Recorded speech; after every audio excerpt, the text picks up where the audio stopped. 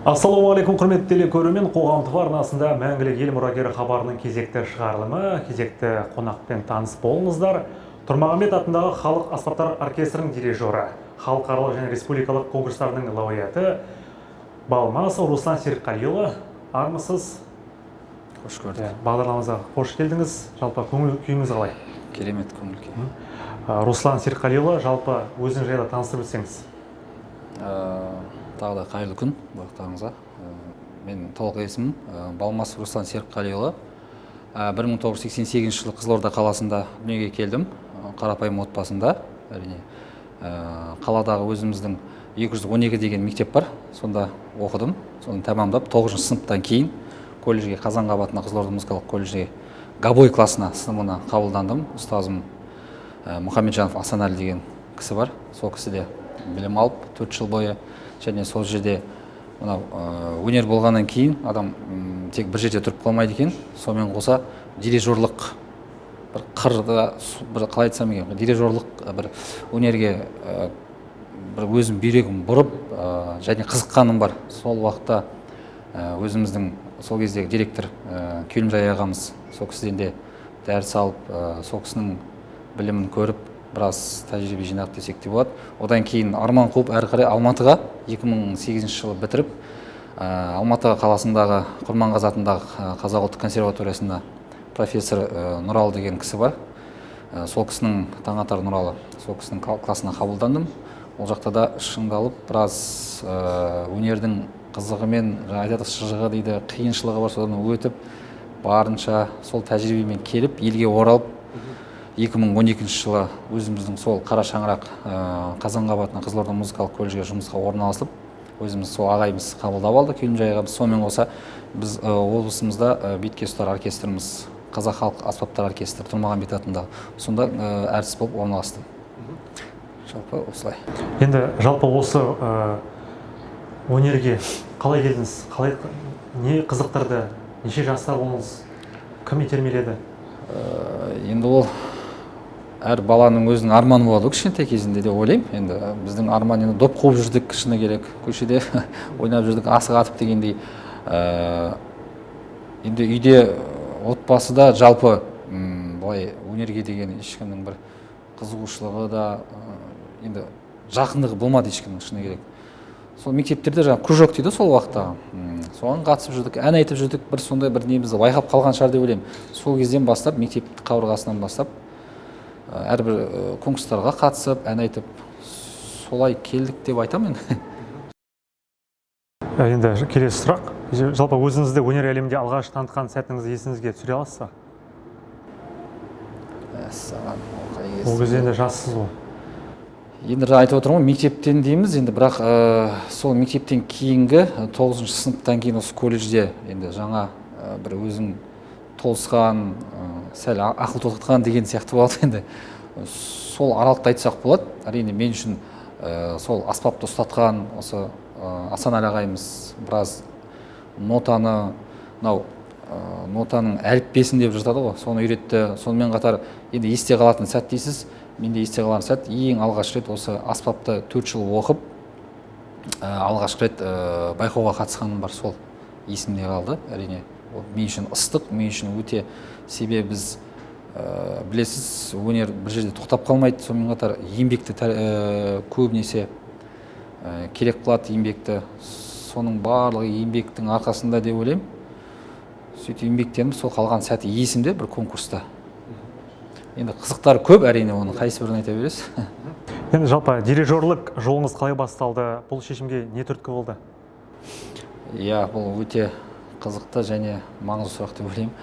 Себебі жаңа айттым ғой, колледжде жүрген кезде ол уақытта кейбір балдар армандап жатады, мен мынандай әнші болсам екен, мынандай марқұм өзіміздің жерлесіміз Батырхан Шүкенов ағамыздай саксофоншы болсам екен, осындай болсам екен деген армандар болады. Менде де сондай арман болған, себебі сол уақытта мен ансамбль деп жатады, кішігірім 4-5 домбырашыдан, 4-5 аспаптан құрылған, сондай құрып өзімше бір не дейді жаңағы лидер группы деп айтама қалай еді, сондай жасаған есімде, содан басталған болу керек негізі. Сонымен қатар өзіміздің Келімжай ағайдың да үлкен ықпалы тиді. Сонымен қатар қазіргі симфония бізде білесіздер, осы бір жыл бұрын ашылған симфония оркестрі бар. Сол оркестрге басшылық етіп жүрген қазір бас дирижер Мүслім Әмзе ағайымыз. Сол кісінің де осы бізге арасында келіп, тәжірибемен алмасып, оркестрмен жұмыс жасап жүрген. Соның да бір ықпал деп ойлаймын. Сондай бір армандарымыз орындалып жатыр енді қазір. Енді Руслан мырза, сізге музыка нені білдіреді? Сіз үшін музыка не? Музыка дейсіз ба? Музыка бұл мен үшін адамның көңілі, сонымен қатар мынау айтып жатырмын ғой, бір жерде тоқтап қалмайды деп. Бір сөзбен айтқанда, музыка бізге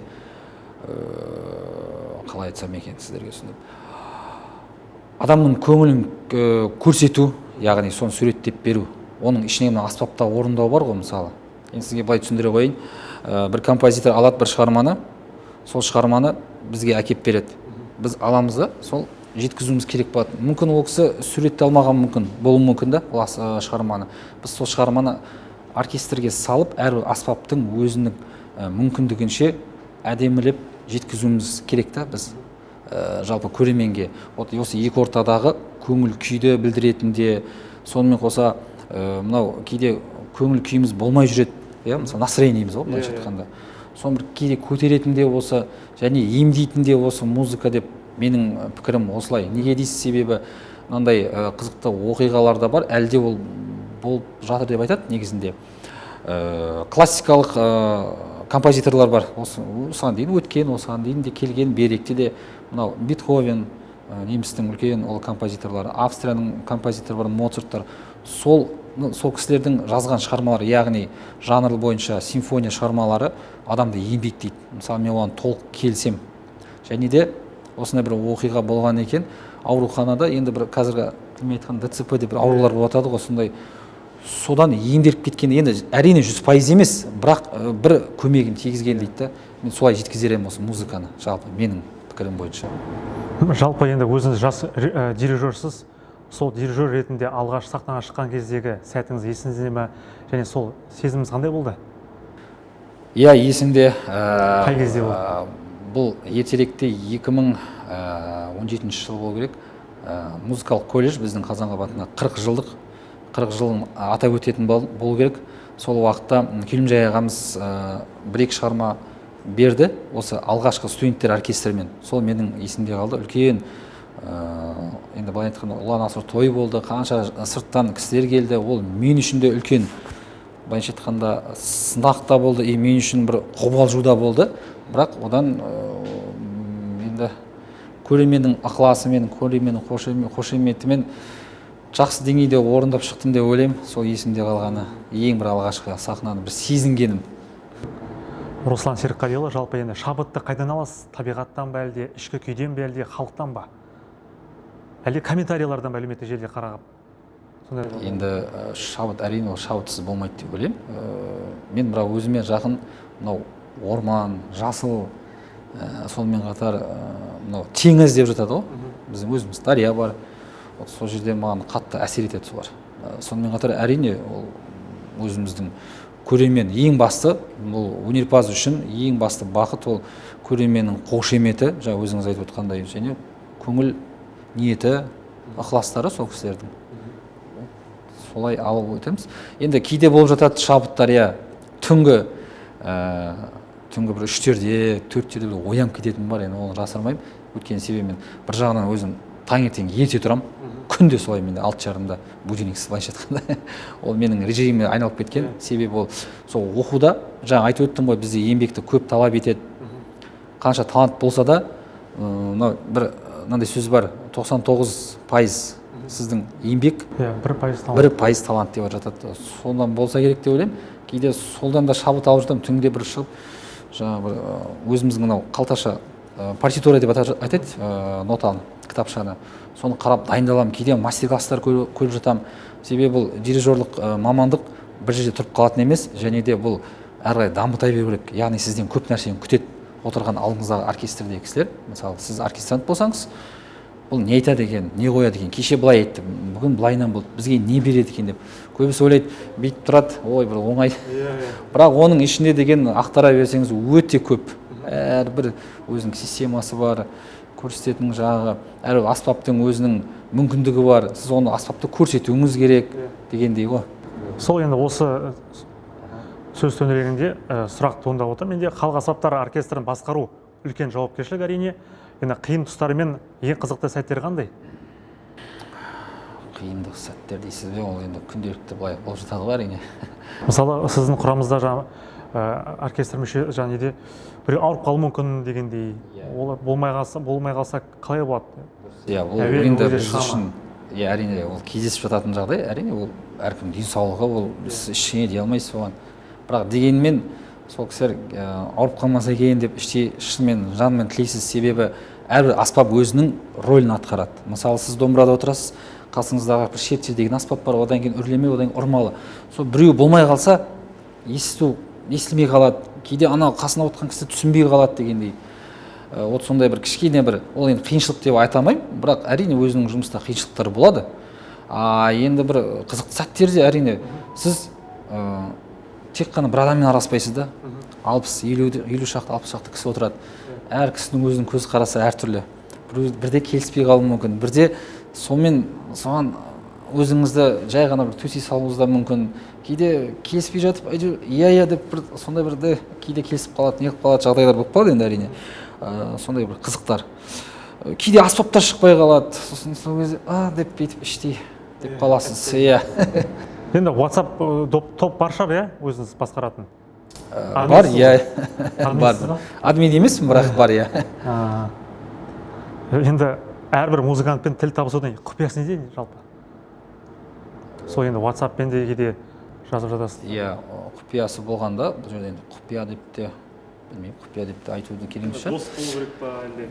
Иә, әрине сіз бір күн бойы, мысалы, сіз аспапта ойнайсыз, мен дирижерім екеуміз, мысалы, сіздің кейде көңіліңіз күйіңіз болмайды. Жаңа өте жақсы сұрақ қойып жатсыз ғой. Көңіліңіз күйіңіз болмай қалады, кейде басқа болмай қалады. Болады ғой енді отбасылық жағдай. Бірақ сіз келесіз, бірақ ойнап жатасыз да. Мен соның кішкене байқаймын, кейде сұраймын ба, сізге не болды, бәрі дұрыс па, кейде сұранып жатады жаңағыдай ғой, жіберіп жатасыз. Бірақ бұл жердегі енді сіздің айтып отқаныңыз қамшылауға, не дейді жаңағы, қайшылауға да кейде келеді сондайға да. Сіз мынандай мықтысыз, сізден асқан музыкант жоқ деп бір арқасына ұрып қоясыз. Жаңа WhatsApp-тан да концерттің алдында да айтулы концерт деп болады. Енді мен үшін барлығы да айтулы концерт. Әрине барлығы да мен үшін жаңағы бір жауапкершілікпен атқаратын дүние. Сол алдын ала бәрін қамшылап айтып отырамын. Ағайлар, апайлар, енді менен үлкендер кісі бар ғой енді. Өйту керек, бүйту керек. Мынау біз үшін, мынау біз ұлт аспаптар болғасын, біз бірінші орында тұруымыз керек. Біздің ұлттық дүниеміз, дүние танымыз, біздің ұлттық аспап болғаннан кейін бұны сізден басқа ешкім жетік білмейді деген сияқты қамшылап отырасыз ғой. Және мотиваторсыз ғой. Ол да бар, әрине. Енді толыққанды деп айта алмаймын. Мүмкін енді кім қабылдар білмеймін ғой. Енді дауыс көтерген сәттер болды ма? Болады әрине, иә, кейде болады. Кейде естімей қалады. Енді бұл жердегі менің айтып отырсыз, дауыс көтерген сәттер болады, иә. Ол енді ренжімейді, ол өткенде жұмыс бабы ретінде. Себебі кейбір аспап өтіп кетуі мүмкін. Дирижер не үшін мысалы? Әрбір аспаптың өзінің партитура деп тұрмын, соның ішіне жазылып тұрады. Мен сол міндеттімін көрсетуге. Ана кісілер кейде өтіп кетуі мүмкін, кейде санамауы мүмкін, кейде басқа ойда болуы мүмкін да. Сол кезде бір айтып қаласың, екі айтып қаласың, жаймен деп сосын тағы келдірсің, болмай жатса амал жоқ, сіз неге ойнамайсыз, сіздің міндетіңіз деген сияқты. Ол да әрине, оны жасырмаймын. Бірақ оны жақсы түсінеді деп ойлаймын, әйтпесе мен де жайдан жай. Ал енді сізге өзіңізге кім болды мотиватор?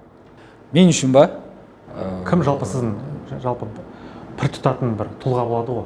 Мен сізге былай айтайын, мен мотиватор деген сөзді жалпы түсінбейді екенмін, шын айтайын, ашығын айтайын мен үшін. Неге дейсіз, себебі қалай бар солайынан. Менде қысқасы ақ деп айтамын, қараны қара, бар ма бар, жоқ па жоқ, солайынан. Бірақ енді иә, еліктейтін кісілеріміз бар. Әрине өзіміздің Күлімжай ағай бар, жаңа айтып өткен Мүслім Әмде ағайымыз бар, өзіміздің ағайымыз Асанәлі ағайымыз бар. Енді былайынша мотиватор ретінде десеңіз, мен ата-анамды айтар едім негізінде сол кісілер. Өйткені бірінші Құдай дейміз ғой енді, екінші осы кісілермен осы күнге жеткізіп келгенде, және де осы өнерге алып келген десе де болады. Ал енді репетиция кезінде қатал дирижерсіз ба, әлде жұмсақсыз ба? Екеуінің ортасы. Ортасы? Былай да айта алмаймын енді. Қарамаңызда қанша адам бар? Жалпы 50-ден аса бар. Енді оның ішінде жүкті болады, кейбірі немен болады, басқа да себептермен кетіп жатады. Сол 50-ден аса кісілер. Ал енді оркестрде жаңадан қосылған музыканттармен қалай жұмыс істейсіз? жақында келгендер бар шығар негізі. бар әрине, келіп тұрады, келіп жатады. Енді олармен әзір үлгерген жоқпын, шын айтайын. Осыған дейін де жұмыс жасап келе жатқандар бар, жастар әрине, өзімен қатарлы, өзімен кейін, өзімен үлкендер. Енді жақында келді, бірақ ол қазір біз енді демалысқа кішкене жақындап келе жатқан соң олармен әлі мен шын айтайын ашылып сөйлесіп көрген емеспін. Бірақ әрине өзімнің енді бір үлкен бір өмір көріп тәжірибем толасты деп айта алмаймын, бірақ енді барынша айтамын, мынау былай деп сөйлесуге болады. Жалпы өзіңіз басқаратын оркестрде қанша шығарма бар, репертуар дейміз ғой? Енді сізге айтайын, 200-ден аса. 200-ден аса, даже одан да көп болуы мүмкін. Көп болуы мүмкін. Енді қанша зерттелмегені бар, білесіз өзіңізде. Ал енді сол бір 200-ден аса деп жатсыз, енді солын бір сіздерге уже үйреншікті болып қалған қаншасы бар, бірден тарта беретіндер болады шығар енді.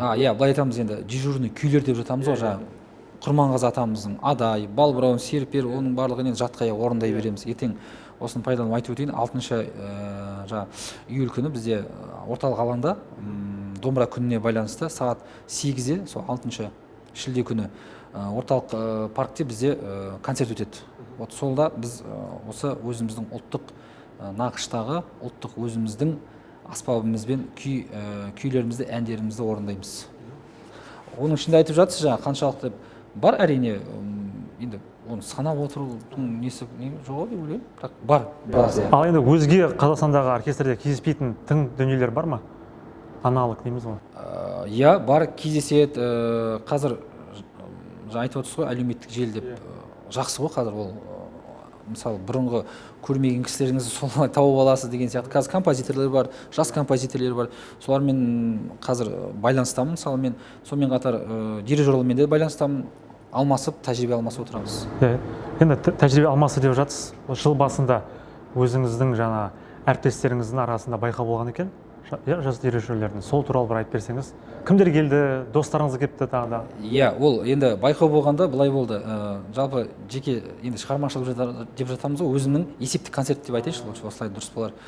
Сонда өзімнің араласып жүрген өнердегі, былайынша өмірдегі де достар, жігіттер, Әділет Азбаев деген жігіт мысалы, өзіміз Астанада сол келді. Осының бас дирижері Шымкенттен Шыңғыс деген бауырымыз келді. Сонымен қатар тағы кімдер бар? Өзіміздің ініміз Нұрғали бар, домбырашы. Сонымен қатар Әбілқайыр деген отырасаз оркестрі Алматыға, сол жігіт келді. Жамбыл деген жігіт келді, Шымкенттің тоже бас дирижерлары. Сөйтіп бір 5 дирижердің басын құрып, солай бір концерт бергенбіз. Халық жақсы қабылдады. Сол 21-ші ақпан күні сол тұспа тұс келді, анамның туған күні болған. Сонда құттықтап сол уақытта ол қатысты қанша? Қатысты залда құттықтап бір жақсы бір өзім бір не болып еді сондай. Ой болады ғой адамның өзінің арманы деген сияқты. Соған бір тұспа тұс келіп қалды. Яғни ұмытылмайтын күн дейсіз ғой. Ұмытылмайтын күн, дұрыс айтасыз. Тарихта қалған алтын әріппен жазылған. Жалпы енді халықаралық конкурстарға қатысу сіздің көзқарасыңызды қалай өзгертті? Енді қандай елдерге бардыңыздар осы оркестрмен? Нақты дирижер ретінде мен конкурстарға қатыстым. Әрине республикалық өзіміздің осы Қазақстанның ішінде Ақтау қаласында өтті. Ол мен үшін ең алғашқы конкурс болатын. Оның да қызықтары бар. Себебі мен 2019 жылы осы оркестрге бар жоғы 3 ай болды келгеніме. Артынша конкурсқа жіберді ғой мені қызыға. Мен әлі оркестрмен танысқан жоқпын. Құрылымы бар, қысқасын айтқанда, дұрыс айтасыз. Сөйтіп бару керек деді енді қысқасы.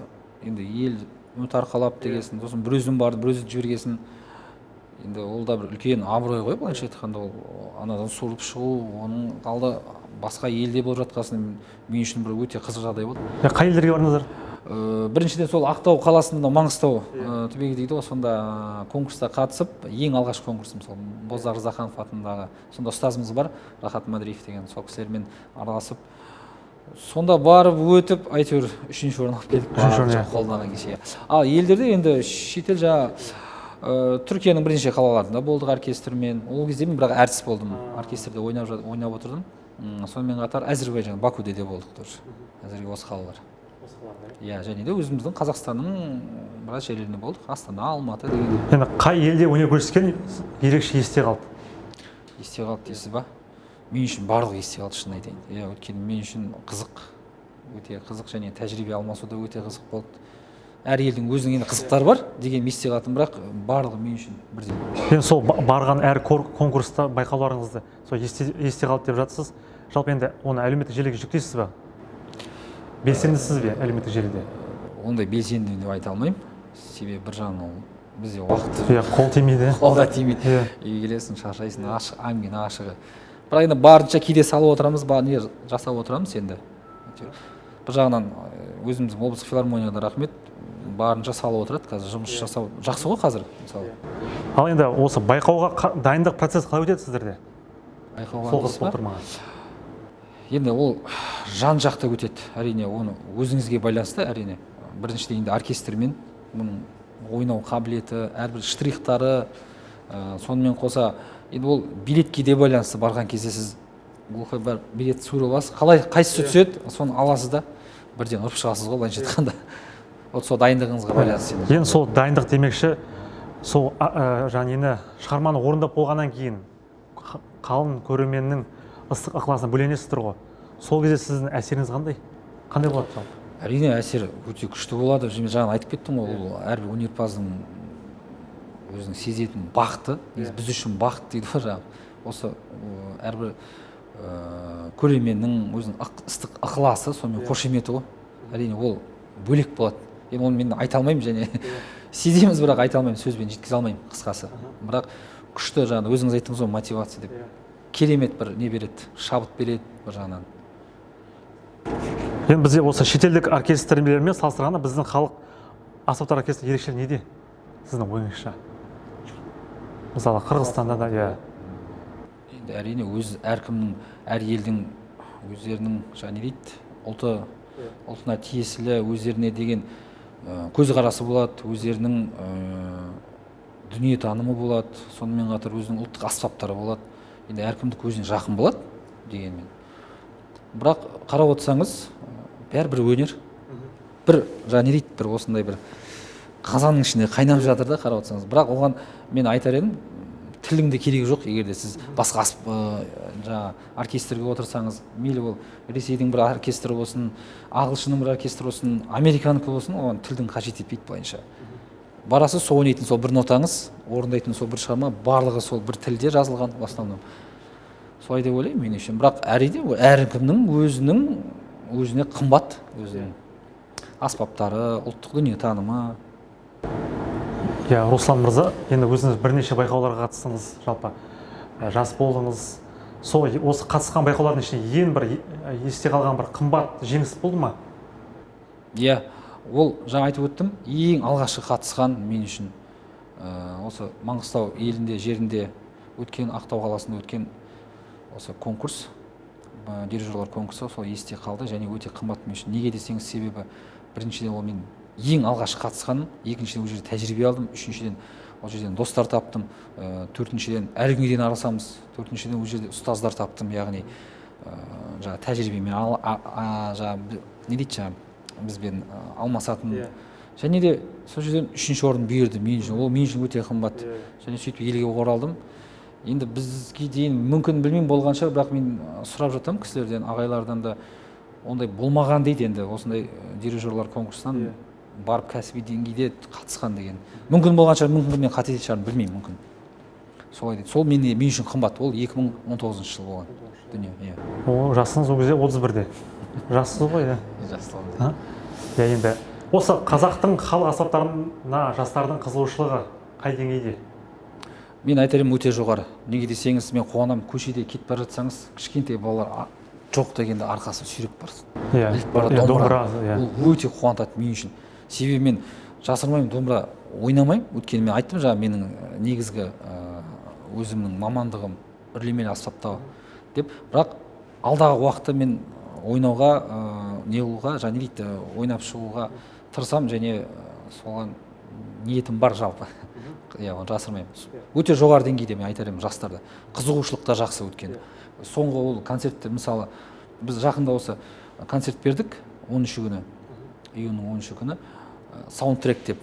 Әрбір әлемдік деңгейде, сонымен қатар өзіміздің қазақстандық кинофильмдерден үзін сол концерт берген болатым. Сол кезде де байқадым жастардың қызығушылығын оркестрге деген. Жоғары деңгей деп айта аламын. Енді жастар демекші, өзіңіз Қазанғап атындағы музыкалық жоғары колледжде оқыдыңыз. Сол бірге оқыған жаңағы группалас дейміз, топтастардың арасында осы жолды қуып келе жатқандар бар ма? Сізде бар ба, иә, бірге оқыған. Әлі күнге дейін де мысалы мен сол жақта сабақ беремін, менен кейінде де бар. Достарым, мен Серік Ибрагимов мысалы қазір сахна төрінде жүр, мысалы бірге оқыдық, ол досыммен бірге араласамыз. Сырбай деген жігіт бар, тоже военный оркестрде. Қанат Ботабаев деген жігіт бар, мысалы ударныйда, ол тоже консерваторияда сабақ береді. Көп оны. Яғни Серік Ибрагимов сіздің группаласыңыз ба? Біргеміз, иә, бірге жүрміз. Енді білетін боламыз. Жалпы енді ал басқа салаға кеткендер бар ма? Мысалы оқыды, бірақ иә, бар, бірақ көп емес. Көбіне біз осы өнер жолда бірге жүрміз деп айта аламын. Осы заманауи музыка мен дәстүрлі өнерді үйлестіру мүмкін бе? Қалай ойлайсыз? Заманауи музыка мен дәстүрлі өнерді. Мысалы, осыдан бірнеше ай бұрын жаңағы Башқұртстанның әнші тобы, Иә. Хайола деген, ол сол ұлттық нені заманауи араластырып та, Иә. солай күшті өлең шығарды әлемде деңгейде. Менің түсінігімде сізге айтайын, иә. Сіздің ойыңыз қандай? Менің түсінігімде 50-50 деп айтайыншы. Себебі енді мысалы Жаяу Мұса дейікші, қарап тек қана сол кісінің мысалы өзінің мәтіні бар, өзінің музыкасы бар, жазған. Соны бізге яғни білдіртпей, басқа қоспасыз жеткізді да, біз соны жеткізуіміз керек. Бірақтан да қазір білесіз, әлемге әйгілі өзіміздің қазағымызды танытып жүрген Димаш деген бауырымыз бар, білесіз. Ол кеше мысалы жақында Тау ішінде әні бар. Соны керемет жеткізді деп ойлаймын. Сол себепті 50-50 деген себебім. Бірақ еш мүлдірмей жеткізген дұрыс деп ойлаймын. Бірақ кейде білесіз, қазір жастар кейде көбіне күй тыңдай бермейді ғой, жалықтыруы мүмкін. Мен оны да қолдаймын. Заманауи бір кішкене қосып жіберсе, бір мәтін болса да, дейміз ғой. Иә, бір жаңағы бір өзінше бір музыканы қосып жүрсе де болатын шығар деп ойлаймын. Менің пікірім сол. Бірақ бұзбаған дұрыс деп ойлаймын. Жалпы енді домбыра мен қобызды әлемдік сахнаға шығаруға не қажет деп ойлайсыз? Енді өзіңіз домбыра ойнамайсыз, бірақ енді сіздің пікіріңізді білгім келіп тұр. Оған ештеңе қажет емес. Барынша жаңағы гастрольдік сапарды жасап оркестрлермен және биік деңгейде дайындық болса, сол жеткілікті деп ойлаймын. Артық ештеңе қоспасыз керек емес сияқты деп ойлаймын. Менің пікірім сол. Ал ұлттық аспаптар оркестрінің болашағын қалай елестетесіз? Жалпы болашағы бар ма? Оны дамыту үшін не істеу керек? Болашағы әрине болады и бола береді, және тоқтамайды. Мендегі пікір осы. Жұмыс әрине жұмыс жасала береді. Енді жаңа айтып отырмын ғой, композиторлар, жас композиторлар бар. Оның алдындағы үлкен кісілеріміз бар. Әрине кейде жаңа өзіңіз айттыңыз ғой, қалай қосса екеуін қалай қарайсыз деген сияқты. Қазір жас композиторлар мысалы кішкене европалық білім алады көбінесе. Қазір әйтеуір шүкір, бұрынғыдай емес, жол ашық.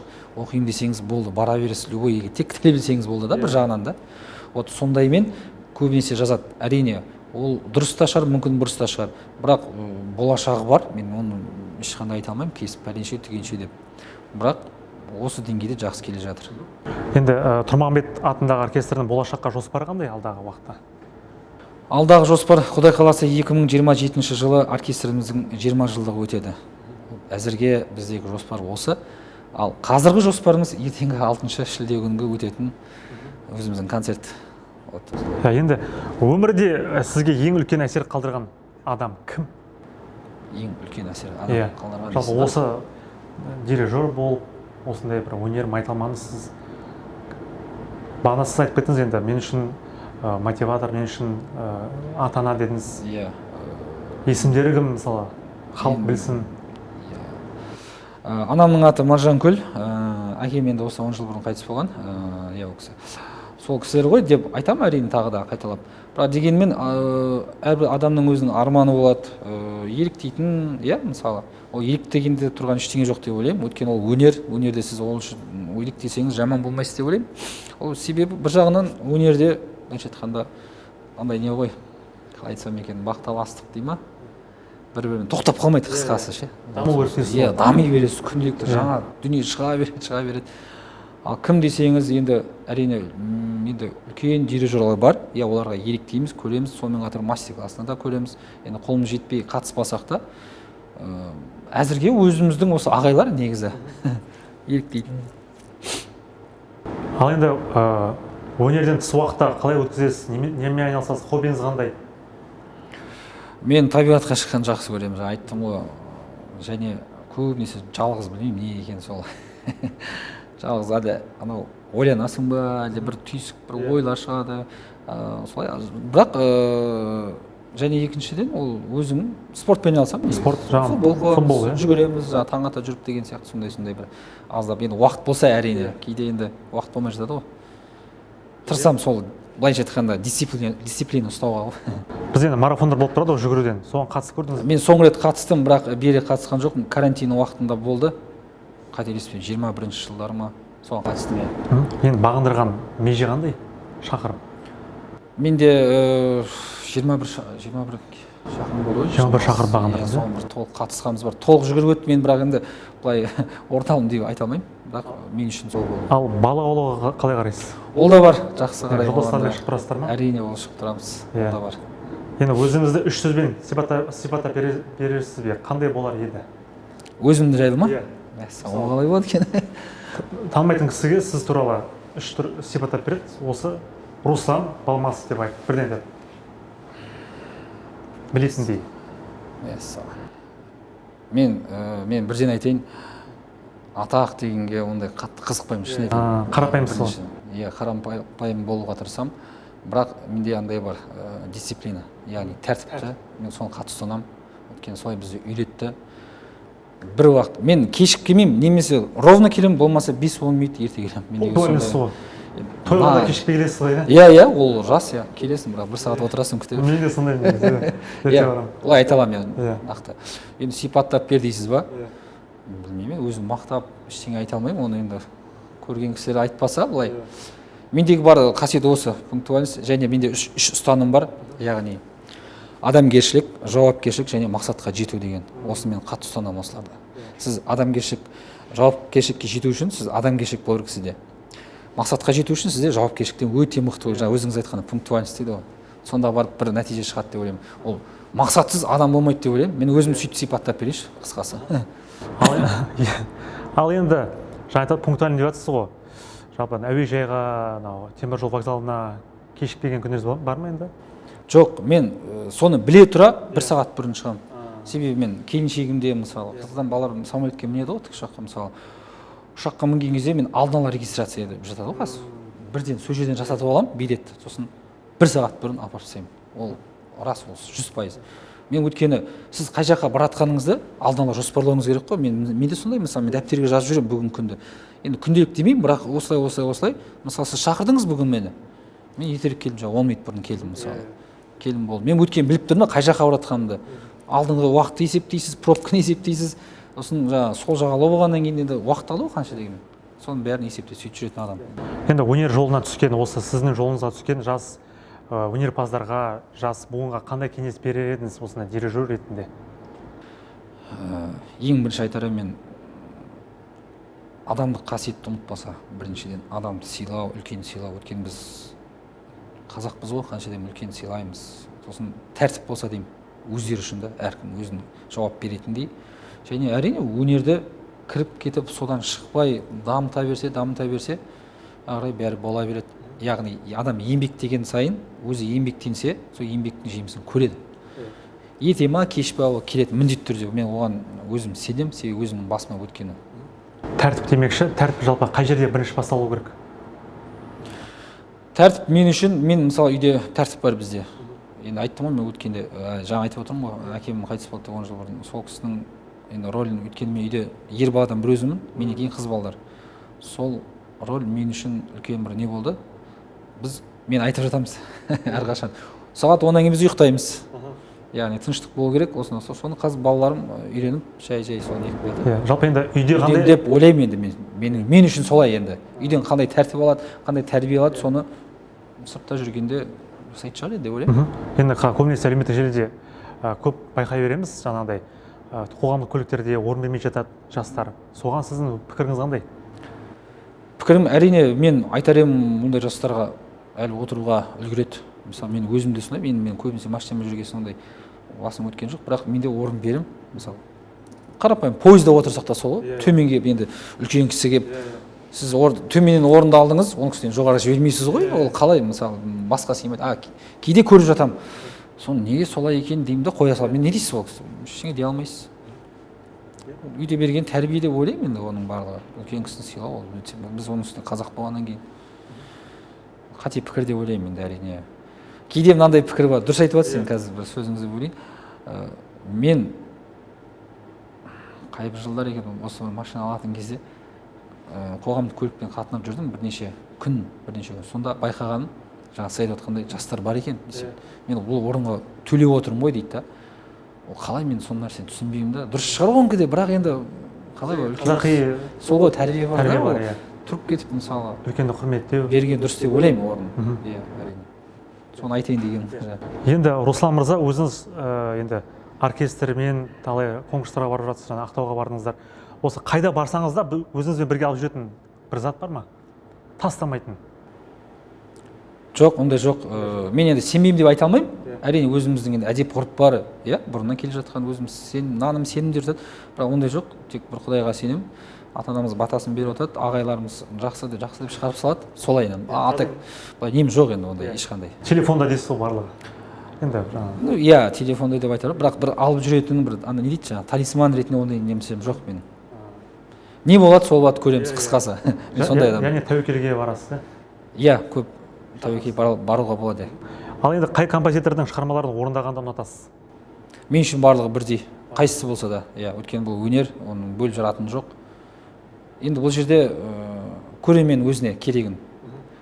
Мысалы, үлкен кісілер сұрап жатады, күй болса, жырау, ондай әндер болып жатса деп жатады. Иә, соны концертті бір ұйымдастырамыз. Одан кейін жастар мынандай деп жатады. Енді жаңа әлеуметтік жай жақсы болды ғой қазір. Барлығы өзінің тілегін жазып жатады. Мынандай болса екен деп соған қараймыз да бізде. Келесі саундтректен болады кинофильмдер. Келесі мынау 80-ші жылдардан деген сияқты сөйтіп. Енді оның бөліп жаратыны жоқ әр композитордың. Өйткені еңбегі бар әрқайсысының. Енді жаңа бөліп жармай жатсыз. Жалпы енді оркестрмен бірге орындаған ең ерекше шығарма қайсысы енді сіз үшін? Бір ерекше. Ерекше дейсіз ба? Иә, ол болады ғой ондай. Болатын шығар, мен үшін барлығы деп тағы да айтам. Ерекше дейсіз ба? Менде бір арманым бар, бірақ өзің дұрыс айтасыз, бір шығарма бар. Антонин Дворжиктің бір шығармасы бар, чех композиторы. Соны бір симфония оркестрімен орындап шықсам деген бір симфония, номер 9-шы симфониясы бар, 4-ші бөлімі. Оның еще атауы бар, из нового света деген. Вот сондай сол бір нелерді. Былайынша көп қой енді шығармалар, әрине. Ол қайсы бірін бөліп жатамыз. Енді сізді шетелден шақыртса қабылдай бетіңіз? Шақыртса дейсіз ба? Иә. Жалпы тәжірибе ма солай, иә? Жалпы жұмысқа ма? Мысалға бір Европаға, мүмкін Түркияға, Италияға, 10 жылға деп. Жақсы ғой, әрине. Мен қабылдар едім, еш нәрсеге қарамай, ондай мүмкіндік бермай ма ол деген үлкен. Сол тәжірибені алып, бірақ мен еліме қызмет етуге дайынмын. Әрине, келем да, соны осында салам. Ал енді дирижер болмасаңыз, қандай мамандықтың иесі атанар едіңіз? Өзім ба? Иә, жалпы. Спортшы болар едім. Спортшы? Мүмкін футболға мен қатты әуестенетін кезінде. Бала кезінде қатысатын. Бала кездегі кім болды сіздің кумиріңіз бала кезде? Бала кезде дейсіз ба? Әрине өзде көп қой, бірақ мен ол уақытта сборная Германия дейтін болады ғой. Сол біздің кезде Клозе дегендер болды, Подольский дегендер, Кан, Евратор. Балықтар, иә? Иә, бірақ бразильцтер емес бірақ. Ал қазір енді қай команда жанкүйерсіз? Қазір Испанияның Реал Мадрид командасы бар. Сол командаға жанкүйерміз. Роналду, естественно.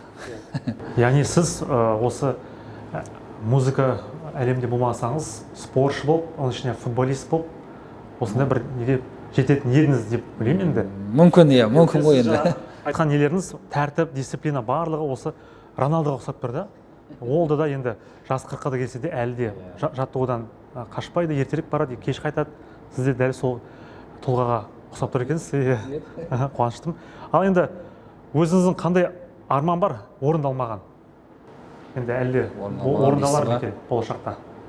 Орындалар ма екен дейсіз ба? Әрине адам болғасын, пенде болғасын арман көп қой. Бүйтсем екен, мынандай болсам екен деп. Ендігі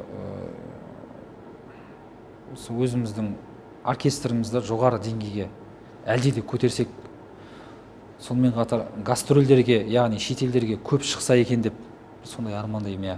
Сонымен қатар жастарымыз осы өнерге баулып, сонымен қатар өзіміздің ұлттық аспапты, ұлттық дүниетаныммен, сонымен қатар өзіміздің ұлттық әдеп ғұрыптарымен дейді ғой, жаңа өзіміз сонымен қалай айтсам екен, қамтылса, сондай бір арман бар мен, шынайы арман.